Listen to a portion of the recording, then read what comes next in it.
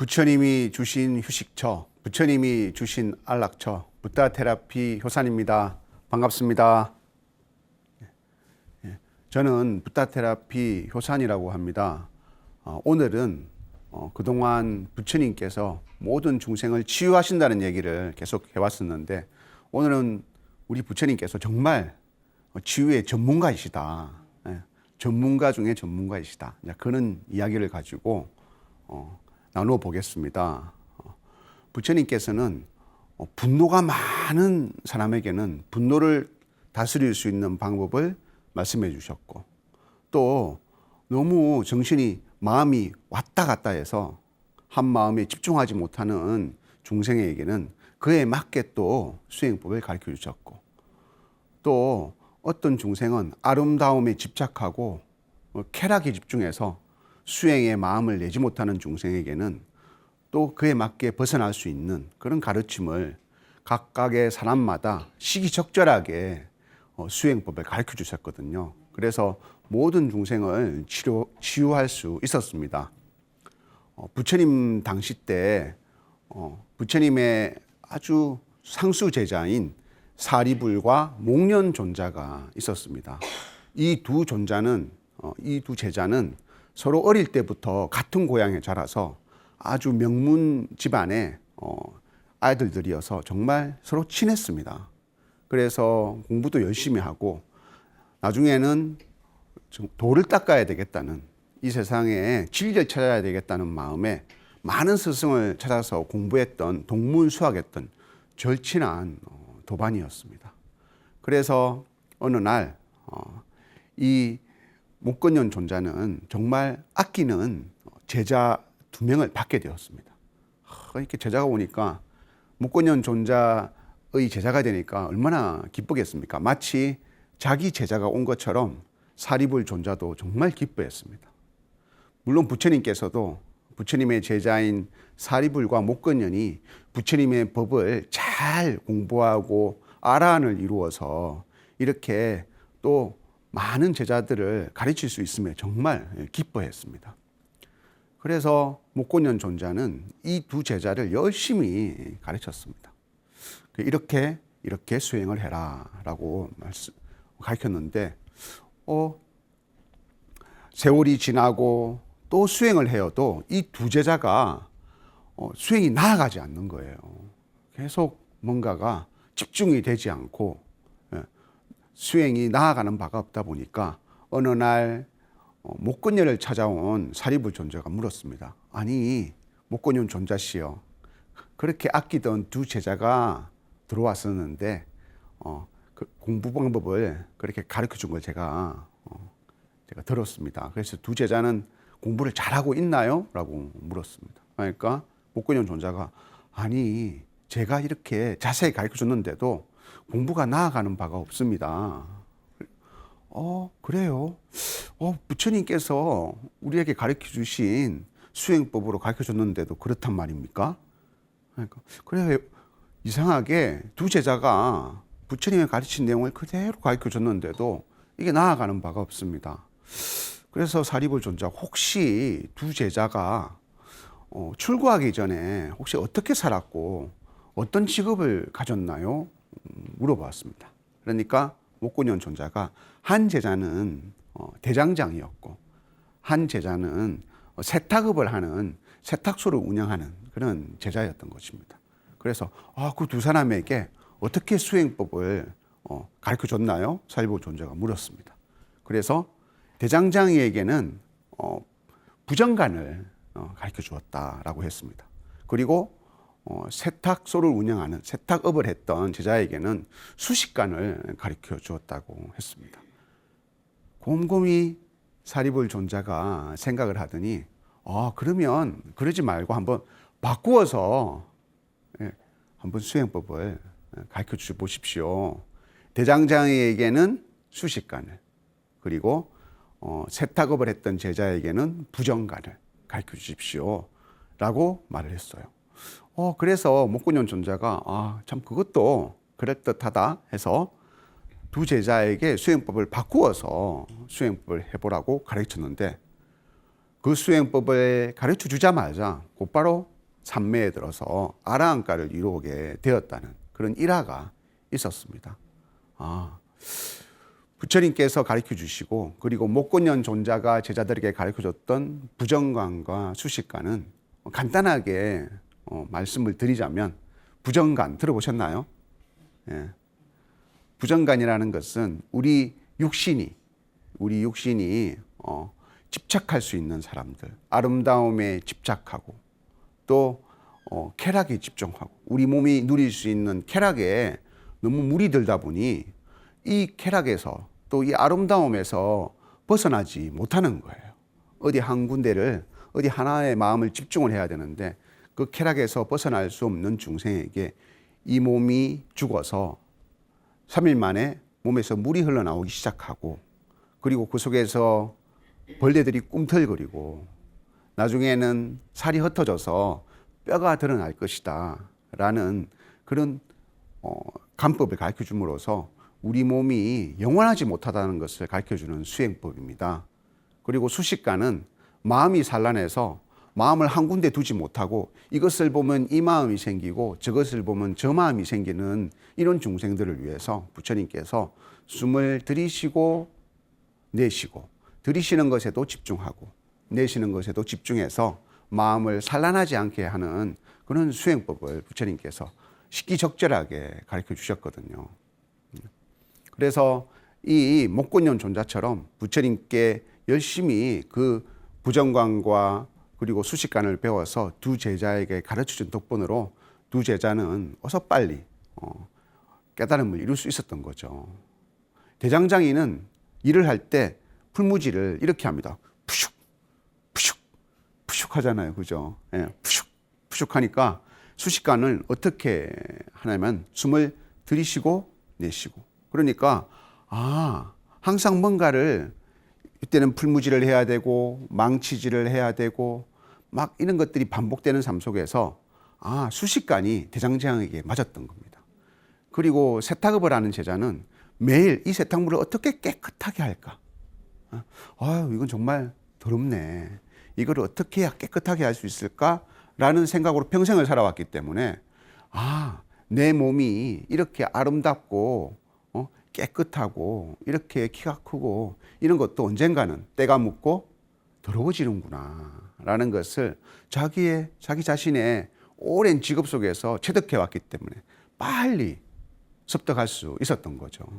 그와 같이 부처님께서는 또 그 부처님의 제자인 목곤년 존자마저도 그렇게 시기적절하게 고통을 치유할 수 있고 또 수행을 나아갈 수 있는 방법을 시기적절하게 주셨던 거죠. 저도 부처님의 제자이잖아요. 그죠? 2565년 지난 제자예요. 그죠? 부처님은 저를 아실란가 모르겠어요. 그렇지만 저는 또 부처님의 수식관과 또 부정관 또 많은 수행법들을 배우고 익히는 스님 생활을 하면서 또 많은 신도님들을 만나게 되었습니다. 제가 아는 어떤 신도님도 우리 여기 계시는 우리 불자님들, 보살님들과 같은 그런 분이셨어요. 보살님은 결혼하자마자 계속 직장을 가졌던 보살님이십니다. 그래서 한 번도 빠짐없이, 한 번도 쉼없이 계속 일을 해왔던 분이에요. 아들이 군대가 갈 때까지 나이가 어느 정도 중년을 훌쩍 넘어선 나이에 이르러서 갑자기 몸이 아파오게 된 겁니다. 몸이 아프기 전에는 항상 바쁜 삶을 살았어요. 아이들을 학교로 보내고 직장에 가서 직장 준비를 하고, 우리 아마 많이 느낄 거예요. 너무 바쁜 거예요. 그러니까 수행할 시간이 없는 거예요. 스님, 저는 가끔 절에 와서 수행할 시간이 없어서 아무것도 못하고 그냥 이렇게 왔다 가기만 합니다. 그렇지만 저녁에 우리 여여불교대학, 열애선의 여여불교대학에 와서 불교대학을 틈틈이 또 졸업을 하기도 하고 경전만 듣기도 하지만 경전과 불교대학에서 가르쳐주는 수행을 자기 생활 속에서 옮길 수 있는 시간이 많지 않았습니다. 그래서 제가 마치 부처님과 또 그 부처님의 제자들이 그 두 제자를 그렇게 수식관과 부정관으로 가르친 것처럼 보살님, 만약에 바쁘시다면 바쁜 와중에도 할 수 있는 수행이 있습니다. 그래서 저하고 면담을 하게 되었습니다. 보살님, 1초, 2초, 3초만의 시간만 있더라도 1초 나는 시간에 간세음보살, 2초가 나는 시간에도 간세음보살, 3초가 난다면 2번 간세음보살, 간세음보살, 이렇게 계속 순간순간마다 길을 걸어가다가도 생각이 나면 간세음보살, 버스를 타면서 손잡이를 잡더라도 간세음보살, 이렇게 수행을 하십시오. 그렇지 않으면 보살님은 그렇게 생각할 겁니다. 길을 걸어가다가도 우리 아들은 잘 있나? 길을 걸어가다가도 이걸 어떻게 하지? 길을 걸어가다가도 기분 나빠. 여러분들 그렇게 생각해 봤지만 자꾸 그런 생각을 반복한다고 해서 그게 해결이 되던가요? 되지 않던가요? 안 되죠. 그 사실은 변하지 않잖아요. 그냥 생각만 거듭할 뿐이잖아요. 그럴 시간에 그냥 무조건 간세음보살님을 생각하면서 단 한 번이라도 틈틈이 간세음보살, 간세음보살, 간세음보살님, 이렇게 간세음보살님을 찾으시면서 간세음보살님의 얼굴을 생각하고 간세음보살님의 자비한 손길을 생각하면서 틈틈이 지하철을 기다리고 밥을 먹으면서도 잠시 믹스커피를 타가지고 마실 때도 항상 간세음보살, 간세음보살을 하십시오. 그게 보살님이 정말 바쁜 와중에도 할 수 있는 유일한 수행법일 것입니다.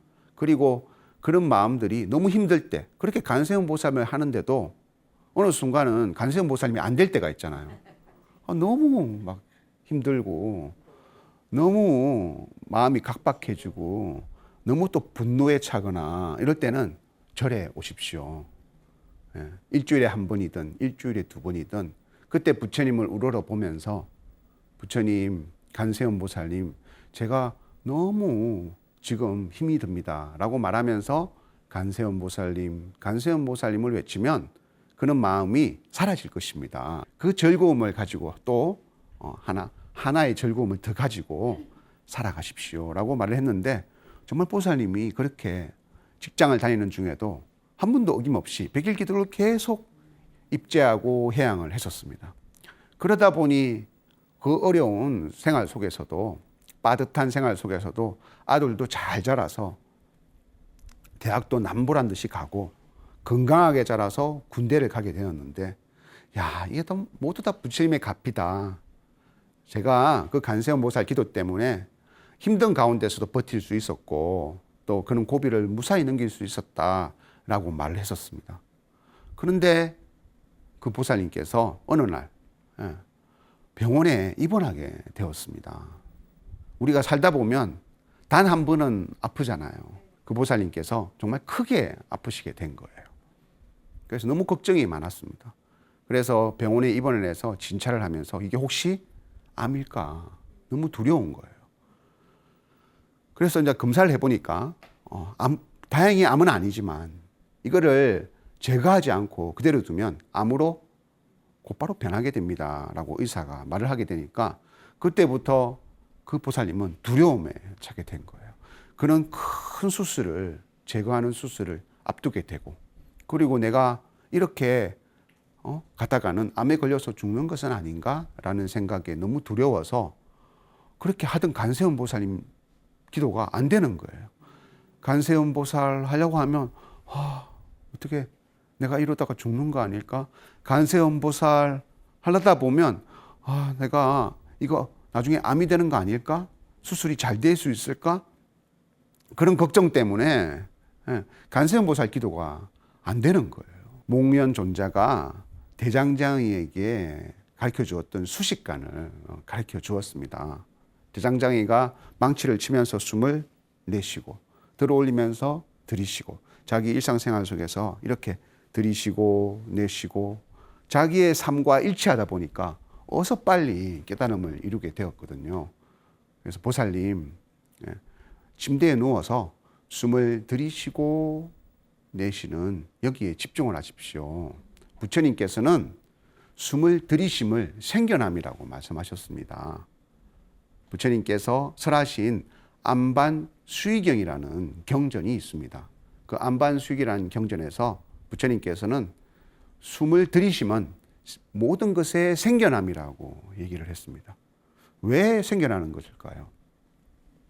바깥에 있는 공기가 나의 입으로 들어와서 여기에 있던 것이 내게로 옮겨온 거죠. 숨을 들이쉬기 전에 내 폐 속에는 바깥에 공기가 있었던가요? 없었던가요? 없었겠죠. 그죠?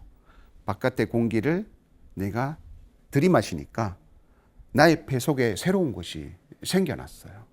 우리가 숨을 들이쉰다는 것은, 생겨난다는 것은 그것처럼 마음이 급하고 막 빨리 가지려고 하고 더 많이 먹으려고 하는 거예요. 그래서 숨을 들이쉬면 그와 같아요. 숨을 들이쉴 때는 속도가 좀 빨라요. 그래서 그것을 설명을 해줬어요, 보살님. 보살님께 설명을 해줬어요. 숨을 들이쉴 때는 보통 천천히 숨을 들이쉬는 것보다 숨을 약간 빨리 들이쉬는 게 오히려 호흡이 편안한 이유는 마치 우리가 음식을 먹듯이 좋은 것을 가지고 싶어 하는 마음이 급하게 일어나듯이 우리 호흡 속에도 우리 삶의 진리가 그대로 들어 있습니다, 보살님. 보살님께서 몸에 병이 난 것은 지금 결혼해서 지금까지 그러한 병이 쌓였던 원인들이 계속 몸에서 쌓여서 내 몸 안으로 들어왔기 때문에 그렇습니다. 왜 그런 병들의 원인이 들어왔을까요? 어서 빨리 이루어야 되겠다. 한 푼이라도 더 많이 가져야 되겠다. 우리 모든 사람들이 그것에서 벗어날 수는 없지만 그곳에서 한 번도 벗어날 생각을 못 하다 보니까 더 빨리, 더 많이 나도 모르게 그것에 집착하다 보니까 그것들이 쌓여서 보살님에게 병이 된 것입니다. 숨을 들이쉴 때 우리가 나는 부처님의 공부를 하고 겸손한 사람이니까 숨을 반만 들이쉬어야지 라고 하는 사람은 없습니다. 숨을 들이쉴 때 반만 들이쉬어 보십시오. 한번 해보세요. 자, 제가 한번 해볼까요? 이러면 이렇게 숨을 들이쉬다가는 어떻게 될 것 같아요? 오히려 병이 들겠죠. 우리가 숨을 들이쉬고 뭔가를 가지려고 할 때는 크게 들이쉬죠. 최대한 많이 들이쉽니다. 많이 먹을 거야. 많이 벌 거야. 우리 아들이 잘 되면 더 잘 됐으면 좋겠어. 이게 숨을 들이쉬는 원리고, 그래서 그것이 배에 꽉 찰 때까지 부처님은 그것을 극단이라고 했습니다. 보살님. 극단이 될 때까지. 미워해도 극단이 될 때까지. 원망해도 극단이 될 때까지. 가지려고 해도 극단이 될 때까지 숨을 들이마십니다. 숨을 들이쉴 때, 멈춰질 때 나는 어떤 극단을 살았을까? 이 숨은 나의 극단이요. 내 삶의 극단이요. 이 병도 내 삶의 극단의 모습이구나 하고 알아차리십시오. 숨을 내쉴 때 이 병은 반드시 치유되어서 나는 다시 정상 생활을 하게 될 거고 수술은 무사히 끝나서 일상으로 돌아갈 수 있을 것이라고 제가 말씀을 해드렸어요. 그 말을 듣고 보살님께서 그때부터 침상에 누워가지고 간세음 보살이 완대지 이것을 놓고 편안히 침상에 누워서 숨을 들이쉬고 숨을 내쉬면서 마음의 평온을 얻게 되어서 수술을 무사히 마치고 돌아와서 저기 한 말이, 수술실에 들어갈 때 마음이 너무 편안해서 이 수술대에 누워서 이 조명이 확 막 비추잖아요. 그 조명이 마치 간세음 보살님이 나를 환히 비추는 것처럼 그렇게 느껴질 만큼 마음이 평안했습니다 라고 말을 했었습니다. 그래서 정말 수술을 잘 마칠 수 있었습니다 라고 제게 말해줘서 제가 너무 기뻤습니다. 내가 잘 수행법을 가르쳐줘서 보살님이 잘 익혀서 그렇게 무사히 수술을 마칠 수 있었구나 생각하니까 너무 기뻤습니다. 이와 같이 부처님께서도 2565년 전에 모든 중생들에게 각자의 근기에 맞게, 각자의 상황에 맞게 이것만 해 라고 말씀해 주시지 않고 그 상대방의 마음과 근기와 처지를 다 아울러서 그 각각에 맞는 치유법을 가르쳤던 부처님 참 위대하시지 않습니까? 그죠? 어떻게 그 많은 걸 다 아시고 사람의 근기와 상황을 다 아시면서 시기적절하게 그렇게 주실 수가 있었는지 2565년 뒤에 있는 부처님 얼굴도 모르는 보지도 못한 저도 정말 뵙고 싶고 정말 위대하신 분이다라는 것을 거듭거듭 생각하면서 우리 부처님이야말로 치유의 전문가이시다. 그리고 고통을 멸해 주시는 정말 그 분야에서는 최고의 스승이시다라는 것을 여러분들과 이야기를 나눠보면서 오늘 치유의 전문가이신 부처님의 이야기를 나누어 보았습니다. 모두 성불하십시오. 감사합니다.